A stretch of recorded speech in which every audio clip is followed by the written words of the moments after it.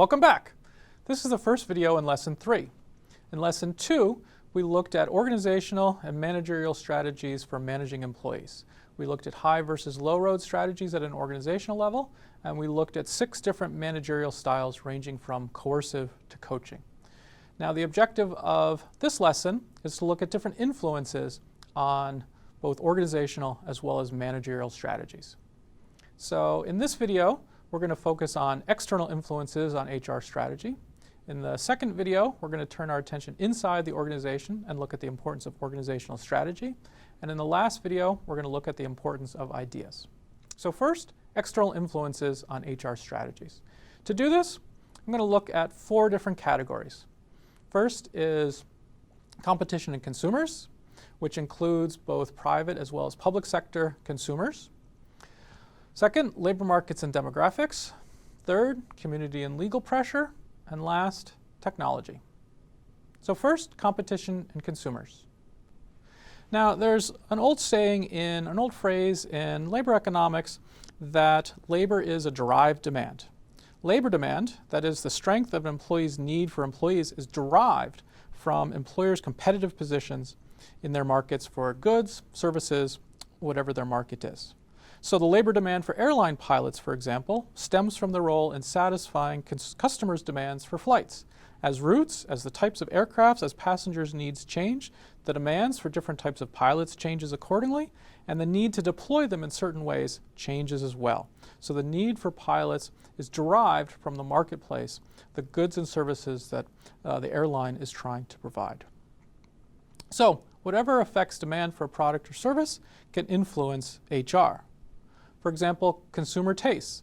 And again, I'm thinking consumer here broadly. It's not just private sector consumers, but taxpayer and public sector consumers as well. All right, so does quality become more important? This can affect an HR strategy. Does being open late become more important? This can affect an organization's HR strategy. You also need to look at the influence of local and global competition. Does global competition put particular price pressure on an organization, which then affects its HR strategy? Macroeconomic conditions, such as the unemployment rate, whether an economy is in a recession or not, can affect an organization's HR strategy, can affect the appropriate choices that a manager might make in terms of his or her personal style. And then lastly, I put this in brackets because it's not really flowing from the demand for a product or service, but thinking about cost pressures and marketplace pressures. If investors are looking for a certain return from an organization, that can affect HR strategy as well. But remember, this goes back to our last lesson, when our comparison of Sam's Club and Costco. Remember that HR strategies are not completely determined by these factors. You can probably think of different restaurants, grocery stores, or businesses in your own area that are in the same competitive space but choose to manage their employees differently. Okay, next, look at factors surrounding the labor market and demographics. So first, in terms of the labor market, right, you need to assess what's the availability and competition for needed skills. So you need to pay attention to labor supply and labor demand, captured by this simple graph that you might have seen in a basic economics course. Does your HR strategy give you the ability to recruit and retain the workers you need in this competitive marketplace? Changing demographics can also affect and influence an organization's HR strategy and a manager's choice of individual styles. So for example, do employees have evolving scheduling needs where they need to increasingly take care of children or elderly parents?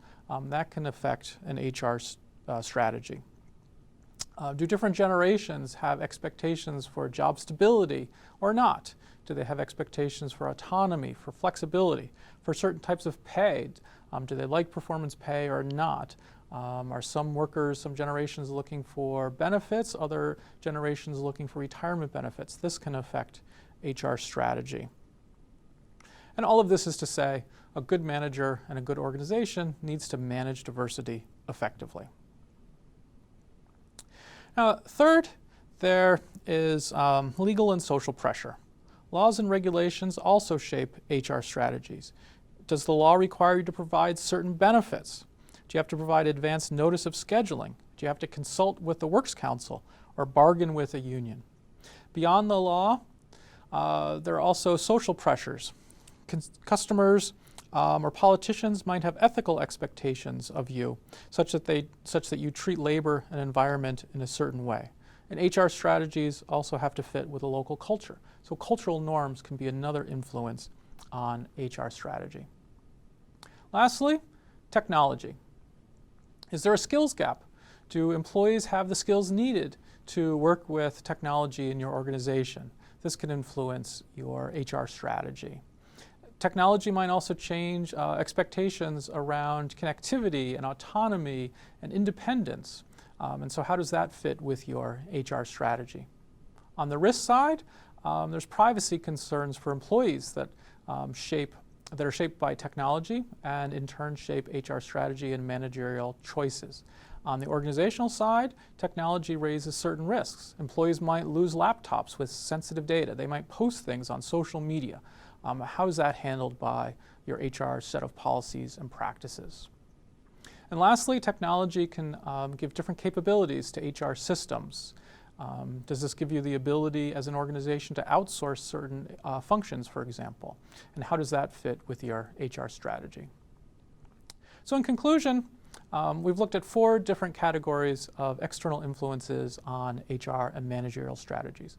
We've looked at competition and consumers, labor markets and demographics, legal and social pressure, as well as technology. In the next video, we're going to turn our attention inside the organization and look at the importance of organizational strategy on HR strategy and managerial strategy.